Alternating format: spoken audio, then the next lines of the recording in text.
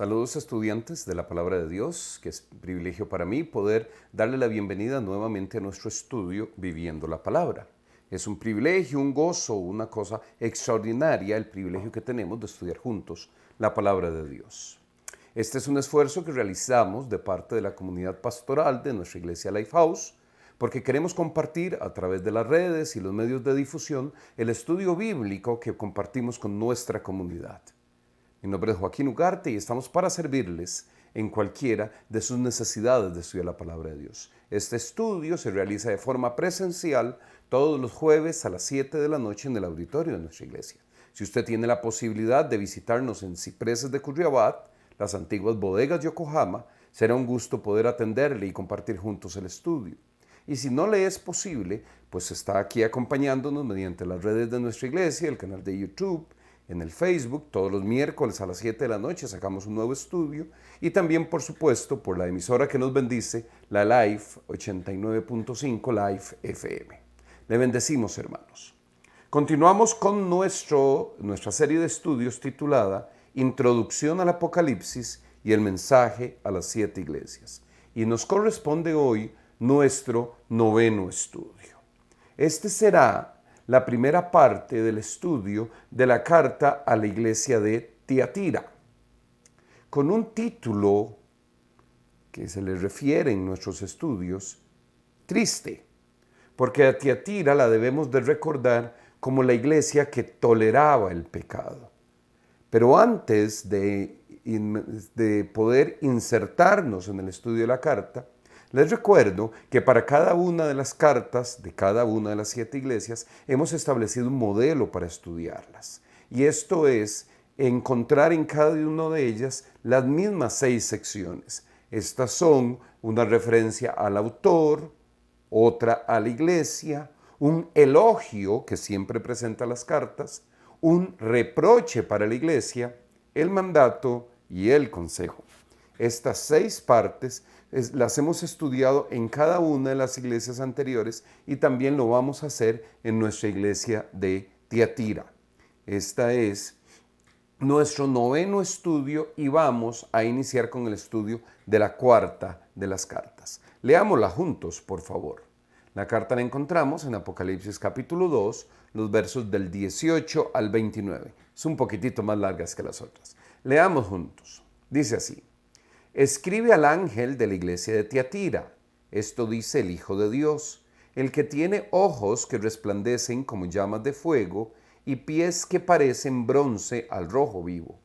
Conozco tus obras, tu amor y tu fe, tu servicio y tu perseverancia, y sé que tus últimas obras son más abundantes que las primeras. Sin embargo, tengo en tu contra que toleras a Jezabel, esa mujer que dice ser profetisa. Con su enseñanza engaña a mis siervos, pues los induce a cometer inmoralidades sexuales y a comer alimentos sacrificados a los ídolos. Le he dado tiempo para que se arrepienta de su inmoralidad, pero no quiere hacerlo. Por eso la voy a postrar en un lecho de dolor, y a los que cometen adulterio con ella los haré sufrir terriblemente, a menos que se arrepientan de lo que aprendieron de ella. A los hijos de esa mujer los heriré de muerte. Así sabrán todas las iglesias que yo soy el que escudriña la mente y el corazón, y a cada uno de ustedes lo trataré de acuerdo con sus obras. Ahora, al resto de los que están en Tiatira, es decir, a ustedes, que no siguen esa enseñanza ni han aprendido los mal llamados profundos secretos de Satanás, les digo que ya no les impondré ninguna otra carga. Eso sí, retengan con firmeza lo que ya tienen hasta que yo venga. Al que salga vencedor y cumpla mi voluntad hasta el fin, le daré autoridad sobre las naciones, así como yo la he recibido de mi Padre. Y él las gobernará con puño de hierro, las hará pedazos como a vasijas de barro. También le daré la estrella de la mañana. El que tenga oídos, que oiga lo que el Espíritu dice a las iglesias. Gracias a Dios por cada uno de estos mensajes que el libro de Apocalipsis establece para las iglesias. Y aunque fue tema de estudio hace unas semanas, tenemos que recordar que este mensaje también es para nosotros, que una de las formas de leer el Apocalipsis y de manera particular las 7 cartas a las iglesias, es buscando el mensaje espiritual que tiene para mí. Esa forma neumática de leer, la espiritual de leer el Apocalipsis es buscando el mensaje para mí. La carta de Tiatira tiene algunos elementos que son muy sobresalientes, muy interesantes y que son muy valiosos como enseñanza para nosotros. En este momento yo debo resaltar un concepto que es fundamental cuando estudiamos esta carta. Y es que en esta carta específica se refleja lo que fue el primer mensaje de Jesús a la iglesia. A ver, las 7 cartas son mensajes específicos para 7 iglesias, pero en el mensaje a Tiatira, en la carta a Tiatira, encontramos el mensaje que fue el primero que Jesús dio a la iglesia. No aquí, pero es una imagen del primer mensaje que Jesús había dado a la iglesia. Lo dio cuando todavía estaba en su ministerio terrenal en esta tierra. Acompáñame a leer aquel primer mensaje de Jesús a la iglesia que se encuentra reflejado, repito, en la carta a Tiatira. Mateo capítulo 18, los versículos del 15 al 17, con el título La primera instrucción de Jesús a la iglesia. Mateo 18, 15 al 17 nos dice: si tu hermano peca contra ti, ve a solas con él y hazle ver su falta. Si te hace caso, has ganado a tu hermano. Pero si no, lleva contigo a 1 o 2 o más, para que todo asunto se resuelva mediante el testimonio de 2 o 3 testigos. Si se niega a hacerles caso a ellos, díselo a la iglesia. Y si incluso a la iglesia no le hace caso, trátalo como si fuera un incrédulo o un renegado. Como se puede ver, mis queridos estudiantes, esta primera instrucción de Jesús a la iglesia fue dada durante su ministerio terrenal. Jesús estaba interesado en darle instrucciones a la iglesia de cómo enfrentar el pecado. Y a mí me parece que de ese pasaje de Mateo debemos de encontrar 3 cosas que son profundamente relevantes. La primera es que la instrucción es acerca de cortar el pecado. La mayor preocupación de Jesús es la pureza de su iglesia. Eso lo estudiaremos más a fondo conforme avancemos en nuestro estudio. Lo segundo es que el creyente individual tiene responsabilidad en enfrentar el pecado. Cuando vemos a un hermano en pecado, hay también un llamado para que el creyente que le ama actúe de manera proporcional y correcta ante el pecado de su hermano. Y la tercera es que también es una cuestión de iglesia, es un asunto de la comunidad de fe. A ver si repaso estas 3 rápidamente. El pecado es el primer tema de preocupación del maestro. El creyente individual tiene responsabilidades para con eso. Y la iglesia como comunidad de fe también tiene responsabilidades acerca de esto. Es decir, la lucha contra el pecado, la posición firme que tiene el Señor contra el pecado es algo que nos incumbe desde una ordenanza del Maestro a los creyentes y a la comunidad de fe. No te extrañes, hermano, que la iglesia tenga que enfocar sus energías, al igual que el creyente, en luchar contra el pecado. Y es que esta instrucción de Jesús a la iglesia tiene 2 grandes beneficios que me permito compartir contigo con la siguiente frase. Estos 2 beneficios son llamar a los creyentes que pecan a que regresen a una conducta correcta y purificar a la iglesia de los que obstinadamente se aferran a su pecado. Sí, por supuesto, esos son 2 elementos que son fundamentales. Sí. En la lucha contra el pecado debemos restaurar al creyente. Ese proceso, esa instrucción que Jesús le da a su iglesia es principalmente para restaurar a aquel que está en pecado. El pecado es malo y tenemos el mayor anhelo de que un pecador pueda ser restaurado y se reencuentre con su Señor en la coinonía, en la convivencia con el Señor. Pero también hay un elemento que debe considerarse y es que la iglesia debe guardarse pura. Entonces, cuando ejercitamos esta instrucción que Jesús le dio a su iglesia, alcanzamos esos 2 propósitos. Darle una oportunidad al creyente de ser restaurado, pero también mantener la pureza de la iglesia. Por eso es que podemos compartir un hermoso versículo que encontramos en Hechos capítulo 15, los versículos 28 y 29. Nos dice así: nos pareció bien al Espíritu Santo y a nosotros no imponerles a ustedes ninguna carga aparte de los siguientes requisitos: abstenerse de lo sacrificado a los ídolos, de sangre, de la carne de animales estrangulados y de la inmoralidad sexual. Bien harán ustedes si evitan estas cosas. Esta referencia de Hechos 15 es lo que conocemos como el primer concilio de la iglesia. El apóstol Pablo había tenido que regresar a Jerusalén para conversar con los otros apóstoles acerca del legalismo, un tema que tenía que ver con la obligatoriedad de la circuncisión. Pero lo que rescato de estos versículos, que son el discurso del apóstol como conclusión del concilio, es que hay un énfasis en que no hay legalismo en la iglesia del Señor. Entendemos que no es por una obstinación en un cuidado legalista de las instrucciones que vamos a alcanzar la aprobación de Dios. Pero tampoco que entendamos la gracia y el perdón no quita que la iglesia debe mantener un límite para no permitir condiciones pecaminosas.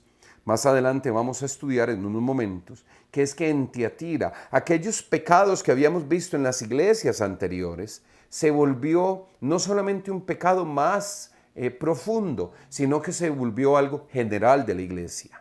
Y aquí se marca una nueva era en las reprensiones de la iglesia. Entonces, a pesar de que hay gracia, hay una posición firme en contra del pecado. 1 Corintios capítulo 5, los versículos 1, 4 y 5. Leámoslos, por favor. Es ya del dominio público que hay entre ustedes un caso de inmoralidad sexual que ni siquiera entre los paganos se tolera, a saber que uno de ustedes tiene por mujer a la esposa de su padre. Versículo 4.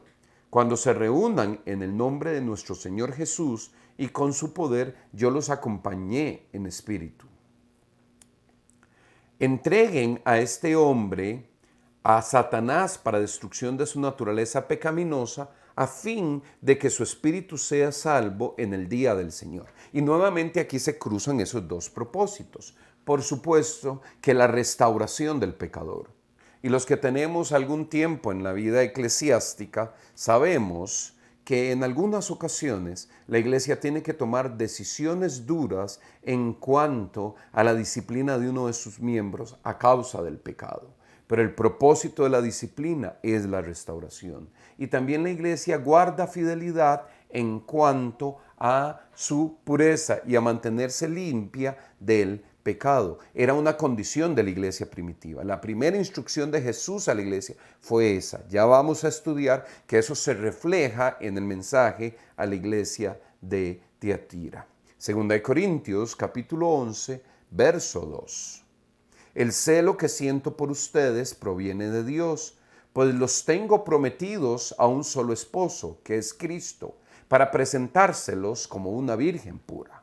Aquí hay un reconocimiento que del apóstol Pablo al escribir esta segunda carta a la iglesia de Corinto, que era una iglesia compleja por sus pecaminosidades y el entorno en el que estaba, donde le dije, yo soy celoso por ustedes. Pero el apóstol no solo dice eso, que es su preocupación, su compromiso con la pureza en la iglesia de Corintios, sino dice también por qué. Dice, pues los tengo prometidos a un esposo. Y es que la santidad de la iglesia va a tener que ver con el Jesús, con el Salvador, con el Señor de la iglesia al que le debemos guardar respeto. La santidad de Cristo se refleja en su iglesia. Y ahora sí, permítanme, con este contexto bíblico de cómo desde la primera instrucción de Jesús ha habido una indicación del Maestro de que el creyente en individual y la iglesia como comunidad de fe deben luchar contra el pecado, permítanme hacer un comentario, a leer un comentario acerca de lo que significaba en el contexto de la iglesia de Tiatira esto que hemos estudiado. Dice así: la carta a la iglesia de Tiatira comienza el segundo grupo de mensajes a las iglesias de Asia. Es decir, pero aquí parafraseo, las primeras tres iglesias eran un grupo. Tiatira, que es la cuarta, ya pasa a un segundo grupo. En el primer grupo, la iglesia de Éfeso se caracterizaba por la lealtad a Cristo que estaba carente de amor. Ese era el pecado de Éfeso. En la iglesia de Esmirna, la lealtad se probó con fuego. En la iglesia de Pérgamo, a la lealtad le faltaba pasión por lo moral. Pero esas tres iglesias eran fieles a la fe y no se habían rendido ante los ataques del mal. En cuanto a la iglesia de Tiatira, la cuarta, como las iglesias de Sardis y de la Odisea, la situación era mucho más grave. Aquí no era simplemente una minoría la que era indiferente, sino que una gran mayoría había cedido a las influencias desmoralizantes de las falsas enseñanzas. Entonces aquello que en las primeras tres iglesias, en Éfeso, en Esmirna y en Pérgamo, eran pecados que había que denunciar, en estas tres iglesias eran de un grupo. Pero en la iglesia de Tiatira se convirtió en un reflejo de la iglesia como comunidad. Es decir, el mal del pecado se extiende a toda la comunidad de la iglesia. Y eso era un pecado mucho más grave porque era un pecado colectivo. No quiero hacer doctrina, hablar de pecados individuales y colectivos, pero era un pecado de la comunidad. Por eso es que llamamos a la iglesia de Tiatira la iglesia que toleraba el pecado, porque su estilo de vida era el que hacía esto. Y por eso, hermanos estudiantes, permítanme explicarlo de la siguiente manera. Cómo fue creciendo la intensidad del pecado en las denuncias, en los reproches que el autor de las cartas presentaba a cada iglesia. Repasemos Esmirna, Pérgamo y Tiatira, que son consecutivas. En Esmirna decía: sé cómo te calumnian los que dicen ser judíos, pero que en realidad no son más que una sinagoga de Satanás. Ahí hay la denuncia para Esmirna.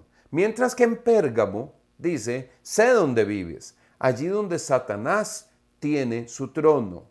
Mientras que en Tiatira hay una denuncia de una esclavitud, una servidumbre a los profundos secretos de Satanás, como si hubieran hecho un esfuerzo por profundizar en su pecado.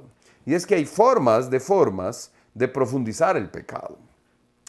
Sigamos avanzando. El primer punto de nuestro estudio de las cartas es acerca del escritor. Repasemos las cualidades de Jesús que manifiesta el escritor de la carta a Tiatira. Dice así: esto dice el Hijo de Dios, el que tiene ojos que resplandecen como llamas de fuego y pies que parecen bronce al rojo vivo.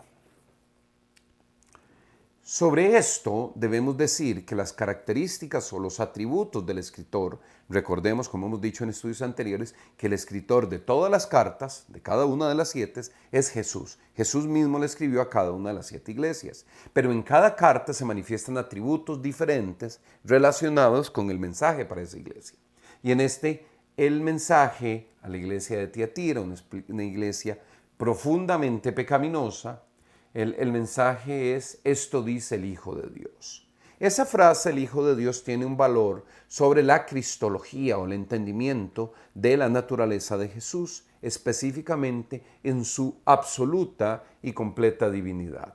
Comparto Juan capítulo 5 y el verso 18. Dice así: así que los judíos redoblaban esfuerzos para matarlo, pues no solo quebrantaba el sábado, sino que incluso llamaba a Dios su propio Padre, con lo que él mismo se hacía igual a Dios. Hay un reconocimiento acá de que el término Hijo de Dios, que lo refiere en la forma en que Jesús hablaba a Dios como su Padre, lo que está estableciendo es la divinidad de Jesucristo.